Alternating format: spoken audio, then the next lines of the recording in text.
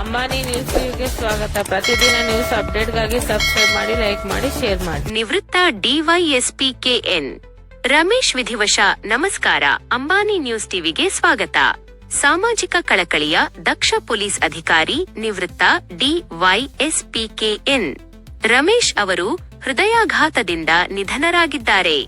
ಮೂಲತಃ ಶೃಂಗೇರಿ ತಾಲೂಕಿನ ಕಿಗ್ಗಾ ಗ್ರಾಮದವರಾದ ಇವರು ನಿವೃತ್ತಿಯ ನಂತರ ಚಿಂತಾಮಣಿ ತಾಲೂಕಿನ ಜಾಂಡ್ರಹಳ್ಳಿ ಸಮೀಪದ ತಮ್ಮ ತೋಟದ ಮನೆಯಲ್ಲಿ ವಾಸವಾಗಿದ್ದರು. ಇತ್ತೀಚೆಗೆ ಅನಾರೋಗ್ಯಕ್ಕೀಡಾಗಿದ್ದ ಅವರನ್ನು ಬೆಂಗಳೂರಿನ ಎಂಎಸ್ ಆಸ್ಪತ್ರೆಗೆ ದಾಖಲಿಸಲಾಗಿತ್ತು. ಆದರೆ ಚಿಕಿತ್ಸೆ ಫಲಕಾರಿಯಾಗದೆ ಬುಧವಾರದಂದು ಆಸ್ಪತ್ರೆಯಲ್ಲೇ ಕೊನೆಯುಸಿರೆಳೆದಿದ್ದಾರೆ. ಮೃತರು ಪತ್ನಿ ಹಾಗೂ 2 ಗಂಡು ಮಕ್ಕಳು ಸೇರಿದಂತೆ ಅಪಾರ ಬಂಧು ಬಳಗ ಮತ್ತು ಸ್ನೇಹಿತರನ್ನು ಅಗಲಿದ್ದಾರೆ. ಸ್ನಾತಕೋತ್ತರ ಪದವೀಧರರಾಗಿದ್ದ ರಮೇಶ್ ಅವರು ಆರಂಭದಲ್ಲಿ ಉಪನ್ಯಾಸಕರಾಗಿಯೂ ಸೇವೆ ಸಲ್ಲಿಸಿದ್ದರು.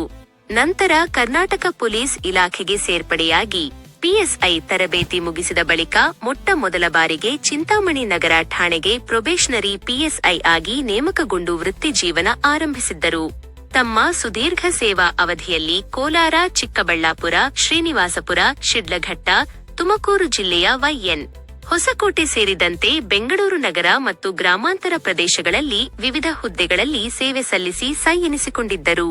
ಕಳೆದ 2025ರ ಜೂನ್ 17ರಂದು ಡಿವೈಎಸ್ಪಿ ಆಗಿ ಅವರು ಸೇವೆಯಿಂದ ನಿವೃತ್ತರಾಗಿದ್ದರು. ಮೃತರ ಪಾರ್ಥಿವ ಶರೀರವನ್ನು ಅವರ ಹುಟ್ಟೂರಾದ ಶೃಂಗೇರಿ ತಾಲೂಕಿನ ಕಿಗ್ಗಾ ಗ್ರಾಮಕ್ಕೆ ಕೊಂಡೊಯ್ಯಲಾಗಿದ್ದು ಅಂತ್ಯಕ್ರಿಯೆ ಕಾರ್ಯಕ್ರಮಗಳು ಅಲ್ಲಿಯೇ ನೆರವೇರಲಿದೆ.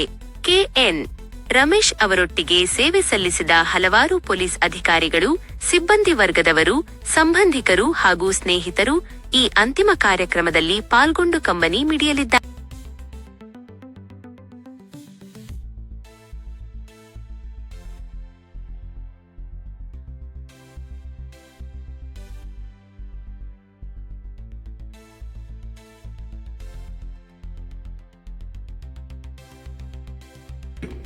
ಇದನ್ನ ಫ್ರೋಸನ್ ಎಕ್ಸೆಲ್ ಅಂದ್ರೆ ದಿಂಬನ್ನ ಎದೆಡೆ ಹಾಕೊಂಡು ಕಾಲು ಮೇಲೆ ಬುಡದ ದಿಂಬಿಟ್ಕೊಂಡು ದೀರ್ಘವಾಗಿ ಉಸಿರಾಡಿದ್ರೆ ನಾವು ಏನಿದ್ರು ಒಂದು 6ರಿಂದ 7 ಇದನ್ನ ಜಾಸ್ತಿ ಮಾಡಬಹುದು. ಈ ಒಂದು ಆಕ್ಸಿಜನ್ ಗುಣಾಂಕವನ್ನ ಸುಮಾರು 96-98ಕ್ಕೆ ಆರಾಮಾಗಿ ನಾನು ದಾಟೋಗ್ತೀನಿ. ನಂತರ ಇದು ಅಕ್ಕಿ ಎಣ್ಣೆ ಅಂತ ಹೇಳಿದ್ರೆ ಈ ಭಾಗವನ್ನು ಒತ್ತಬೇಕು 2 ನಿಮಿಷ ಕಾಲ. ಈಗ ಆಕ್ಸಿಜನ್ ಹೆಚ್ಚು ನಾವು ಹೇಳ್ದಂಗಿರುತ್ತೆ. ಆಮೇಲೆ ಈ ಎಕ್ಸೈಸ್,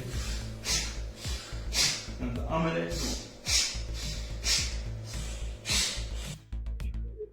ಓಂ ನಮಃ ಶಿವಾಯ. ಎಲ್ಲ ಭಕ್ತ ಮಹಾಶಯರಿಗೆ, ಸನಾತನ ಧರ್ಮಿಗಳಿಗೆ ಒಂದು ಸದಾವಕಾಶ.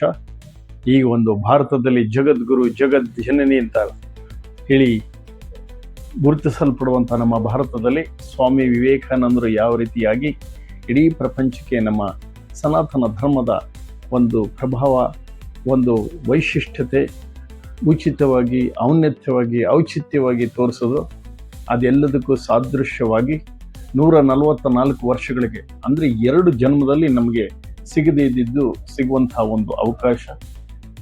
40 ಕೋಟಿ ಜನ ಭಾಗವಹಿಸ್ತಾ ಇದ್ದಾರೆ ಅನ್ನುವಂತಹ ಒಂದು ಪೂರ್ಣ ಕುಂಭಮೇಳ. ಅಷ್ಟ ಗ್ರಹಗಳು ಒಂದೇ ನೇರಕ್ಕೆ ಬರ್ತವೆ, ಒಂದೇ ಸಮತಲದಲ್ಲಿ ಬರ್ತವೆ. ಇಂಥ ಒಂದು ಪುಣ್ಯದ ಸಂಗಮ ಸಿಕ್ಕಕ್ಕೆ ಸಾಧ್ಯತೆಗಳು ನಮಗೆ ಜನ್ಮತಾರಭ್ಯ ಆಗುವುದಿಲ್ಲ ಅಂತ ಹೇಳುವಂಥದ್ದು ಈಗ ಘಟಿಸ್ತಾ ಇದೆ. ಇದಕ್ಕೆ ನಮ್ಮ ಅನಂತ ಗುರುಜಿ ಹಾಗೂ ಗಣೇಶ್ ಗುರುಜಿ ಎಲ್ಲರೂ ಎಷ್ಟು ಪ್ರಯತ್ನ ಮಾಡ್ತಾರೆ ಅಂದರೆ ಅವಷ್ಟೇ ಹೋದರೂ ಸಾಲದು.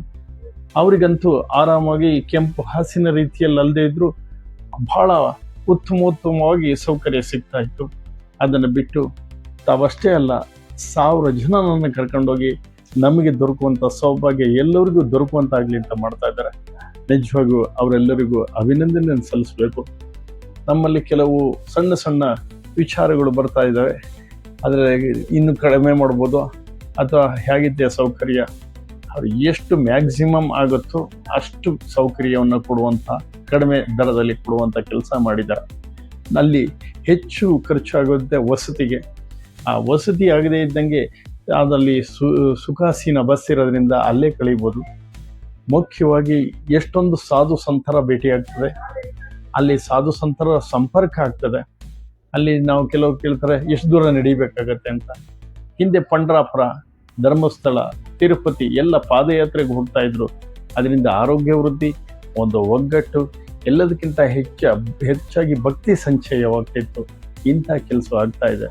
ನಮ್ಮಲ್ಲಿ ದೌರ್ಭಾಗ್ಯ ಅಂದರೆ ಮನೆಗೆ ಸಾಂಬಾರಿಗೆ ಬೇಕಾದ್ರೆ ದೊಡ್ಡ ಕಾಯಿ ತರ್ತೀವಿ, ದೇವರು ಕೊಡೋದಾದ್ರೆ ಅದು ಒಡೆದು ನಾವೇ ತರ್ತೀವಿ, ಸಣ್ಣ ಕಾಯಿ ತಗೊಂಡು ಹೋಗ್ತೀವಿ.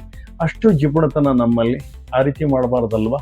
ಅದಕ್ಕಾಗಿ ಬಹಳ ಆಲೋಚನೆ ಮಾಡಿ ನಾವು ಉದಾತ್ತ ಭಾವನೆಯಿಂದ ಹೋಗಬೇಕು. ನಮಗೆ ಸಿಕ್ಕದಂಥದ್ದು ಸುಖ, ಸ್ವರ್ಗ ಪ್ರಾಪ್ತಿ ಹಾಗೂ ಜನ್ಮತಾರಭ್ಯ ನಮ್ಮ ಎಲ್ಲ ಕರ್ಮ ವಿಮೋಚನೆ ಆಗುವಂಥ ಸಂದರ್ಭ ನಮ್ಮಲ್ಲಿದೆ. ಇದನ್ನು ಆಲೋಚನೆ ಹಾಕಿ ಎಲ್ಲರೂ ಒಟ್ಟಾಗಿ ಈ ಒಂದು ಮಹಾನ್ ಕಾರ್ಯದಲ್ಲಿ ಭಾಗವಹಿಸಿ ನಾವು ಕೃತಾರ್ಥರಾಗೋಣ ಅಂತ ಹೇಳ್ತೀವಿ. ಎಲ್ಲರಿಗೂ ನಮಸ್ಕಾರ.